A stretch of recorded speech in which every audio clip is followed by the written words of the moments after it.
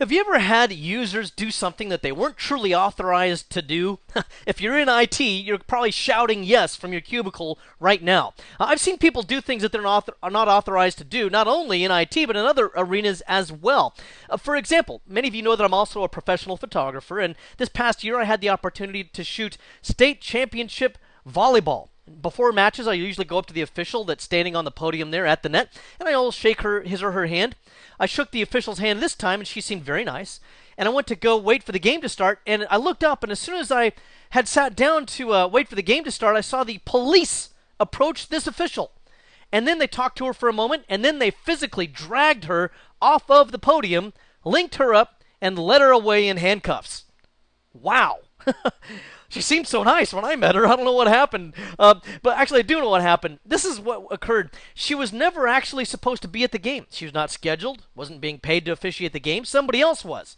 But she insisted that she was supposed to officiate, and so she jumped up on the podium there and would not get down, and they had to physically drag her away. Well, unfortunately, when it comes to our users, sometimes they do things they're not supposed to do as well. They may try to use devices that they're not actually authorized to use. You can't really just lead them away in handcuffs, though. Trust me, I've tried. It doesn't work out that well. But at least we have some ways of controlling their access to local hardware that we didn't have in older versions of Windows. All right, so let's take a look here at how we control access to the hardware. First of all, in the exam objectives, it says that we need to know how to do this through the local security policy. That's kind of a lame way to do it, quite honestly. The local security policy is pretty limited.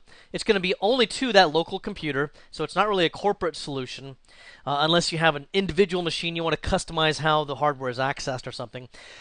It's going to be much better to use a group policy object. Okay. Plus, when you edit the local security policy, this is really just a subset of the local policy editor anyway, or gpedit.msc. Okay, for example, I'm going to just open that up here on my local machine where I'm teaching from. I'm just going to go to a command prompt here and type gpedit.msc and open up the local policy editor, and there it is. Okay, when we go into this, we go into Windows settings and security settings. Okay, right here, this is actually the same as the local security policy. Now, there's another way to access the local security policy. You can just go to your start screen and type local security policy, and it should pop up, and you can open it up. And when it does, there it is. Okay, so if we take a look at these are really not even two sides of the same coin. They're the same side of the same coin. Okay, here is the security settings here. All of these settings that we see down through here are exactly what we have down through here. Okay, it's all the same thing. So regardless, though, the exam objectives calls for the local security policy, so I'm going to stick with this interface. Now, as it relates to devices, what we have here are, under the various options, security options, we have only a few settings relating to devices. Most of them pretty well explain themselves, but I'm going to give you the quick rundown here.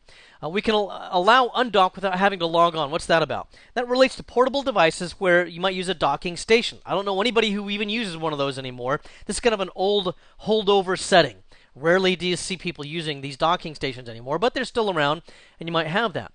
Okay, so in the past, you would have had to possibly log on before you would undock it. This just allows you to do it cold without having to log on.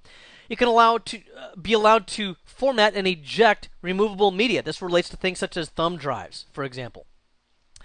You can define that as allowed or not allowed. You can prevent users from installing printer drivers.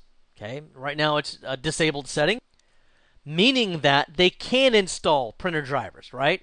Because it's kind of a double negative. Prevent is disabled. That means they can do it, right? So you just got to watch the verbiage there to understand what they're doing. Restrict CD-ROM access to locally logged on users only. This is kind of a security setting, especially because if a CD is, for example, left inside of a remote server, and someone is able to remotely hack that server and access something on that CD, whatever's on that CD could be special data.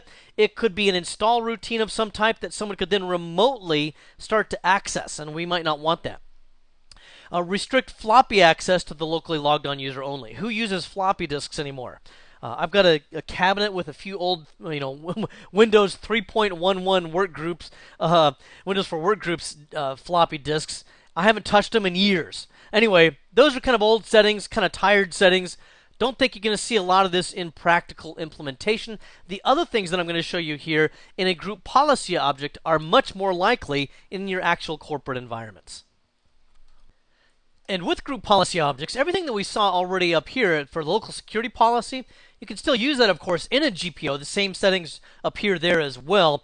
However, for a GPO here, we have a couple of additional settings that are probably going to be more granular and maybe better. One of those would be the administrative templates. There's a device and then an installation restrictions item.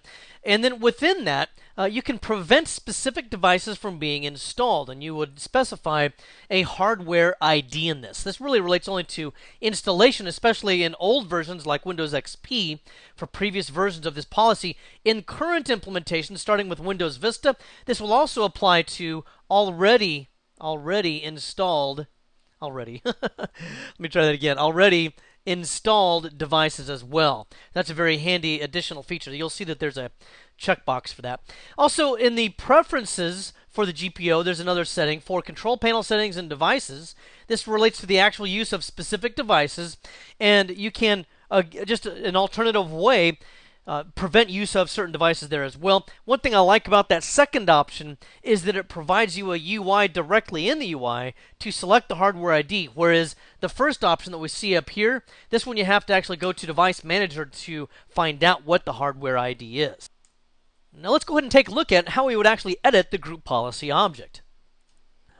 You see, when you edit a group policy object, what you'll need to do is to identify the device IDs for those devices you want to allow or deny.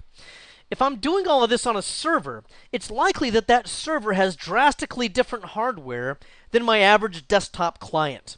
So it might be easier for you if you actually edit the policy on a Windows 8 computer instead of on the actual server.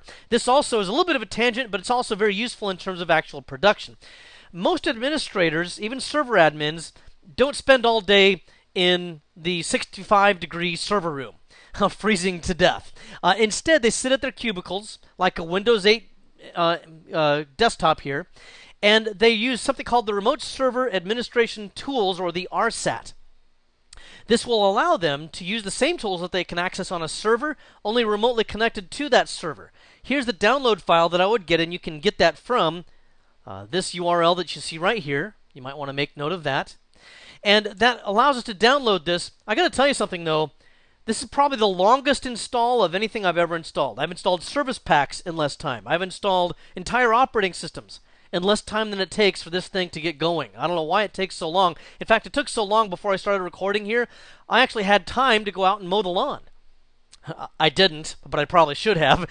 Anyway, once you install it, on your start screen, you will see this key item over here, Server Manager. And if you work with Server 2012, you'll know that this is pretty much the central point at which you access all the tools that you're going to need, including things such as Active Directory users and computers. You can use that to reset users' passwords and things like this, or group policy management, which is our current topic because that's how I'm going to mostly edit the policies necessary for device access. Now, I mentioned earlier that I want to open up the GPMC on a representative computer for the computers that I want to restrict. I know you don't always have that. I mean, some departments don't all have the exact same make and model of PC. It might be a mishmash of different vendors and stuff. But as much as you can, try to duplicate it as much as possible. The reason being, otherwise you have to kind of take a yellow legal pad around and write down the exact hardware ID and then type it into the policy. Just a little bit more awkward. Let me show you, first of all, though, here in this example, I've plugged in an external hard drive into this computer, and I'm not actually even sure what all's on this thing, but it's looks like an operating system, looks like some camera files here. I guess. Oh, this is my son's football game. So here if we take a look at in preview, we can see that we got football pictures there and all. I mean, we just don't want people bringing in family pictures and being sentimental and whatnot. So we don't want them to be able to plug in these external hard drives, plus they can abscond with company secrets. So what I'm going to do here is to create a new policy, and I'll just call this one Hardware Restrictions. All right, and then when I get into this, I can edit the policy. Now, I did mention earlier that when you restrict this through the policy up here at the top, and then you go down to Administrative Templates and System, and then Device Installation and Device Installation Restrictions, that it's kind of too late for any devices that are already installed. That's not really true. That's actually true for older operating systems, but now with current versions of the GPMC, we can also even prevent existing machines from being able to access those devices. I'm going to show that to you here in a moment. So actually, most of these policies pretty well explain themselves if you read through them, but of particular interest to us are a couple of ones right here. First of all, prevent installation of removable devices. So if I don't want any kind of external CD burners, external hard drives, thumb drives, that sort of thing to be available at all to these users, then I could just open this setting up and enable that. And that's pretty much what that would do. It would enable me to lock down all of those items. The other thing would be to prevent installation of devices that match any of these device IDs. Well, what's a device ID? That's every device that you plug into your computer, a plug-and-play can identify through a unique hardware vendor identification. Let's take a look at how we can find out what the hardware ID is, for example, of this external hard drive. I will right-click on Computer and choose Manage. You can also access this through Control Panel or through just typing in Computer Management on the Start screen. Anyway, here I go to Device Manager. That's what we're particularly looking for here. And I'll go to Disk Drives, and there's the external hard drive. I right-click on it and choose Properties, and as I go to the Details tab and choose Hardware IDs, I can see the hardware IDs for this. Now, this is actually kind of in a pyramidal format. It goes from most specific up at the top to most general down at the bottom. And what you want to do is, it's a little bit of an art in which one of these you pick out. For example, I know that this would lock out this very specific external hard drive, apparently version 1.05, but maybe there's a predecessor to that it would not lock out. Or I could get very general and lock out all Western Digital hard drives, although that could be a problem because maybe my internal operating system hard drive is a Western Digital. But I can also choose General Disk, and that again seems very general. So you have to kind of experiment with this a little bit. I'm going to go with this top one, and because of the fact that I'm choosing Copy here, you can see why I want to do this on a representative computer, because otherwise I have to get a yellow legal pad out and write down the exact hardware ID. It's a little bit subject to human error. So anyway, I'm done with computer management now that I've got the hardware ID that I need. And I'll go into this and I'll prevent installation of devices that match any of these devices IDs. Device IDs. I'll enable this, click Show, and paste in that same value here. This again is where I can do that instead of using a yellow legal pad. Plus, if I have to write that down, I have to know exactly how many underscores are there. Wow, I don't know. 1, 2, 3, 4, 5, 6. Okay, so that's kind of awkward. So anyway, I got the exact hardware ID there right now. Also, this is what I was saying earlier. You can now also apply this to matching devices that are already installed. Didn't used to be able to do that a couple of versions of Windows ago, but now I can click OK, and now I've locked down that particular device. If I then link this, the Group Policy Management Editor is edited. And now if I link this to a specific location where I have computer accounts in that OU, such as Phoenix desktops, then they will, from that point forward, once the policy is refreshed, not be able to access those external devices anymore. And now then, here you can see I've run GP update force, and the computer policy has updated successfully. Let's go ahead and take a look at my computer now and see if we can access that hard drive, and indeed you can see it's gone. Why? The group policy object now restricted me from being able to use that external device, but with that specific ID. Offline here, I went ahead and went back to the policy, changed it back to not configured. And then once I did that, I also refreshed the policy. Let me show you that. Remember I showed you, I might have shown you previously that you can right-click here and choose Group Policy Update. There are two computers in the OU that this GPO applies to. One of these will fail because it's offline right now, but this one will succeed, and there it is. Okay, so once that's been done and it goes ahead and applies that policy, and I restarted the computer, we see that this drive now comes back. So just as easy as that as far as making it available and then re-enabling the policy. Now, one of the reasons why I took off that restriction, because I wanted to show you the other way to restrict, and that would be also to go into actually Preferences here under Computer Configuration, and then Control Panel Settings, and then Devices. From this point, I could go into this, and what we'll do is we'd right-click here on Devices, choose a new device, and then we would go into this and choose Use this device to enable it, or Do not use this device to disable it. Then notice this is kind of handy. I can click the little dot, dot, dot over here to the right, and then I can just directly select from the hardware device. So this specific hardware device, I select that. I say, don't let anybody use that anymore. Click OK, and we have now disabled the use of that device. And since it's still linked to the Phoenix desktops, I'll refresh the policy again.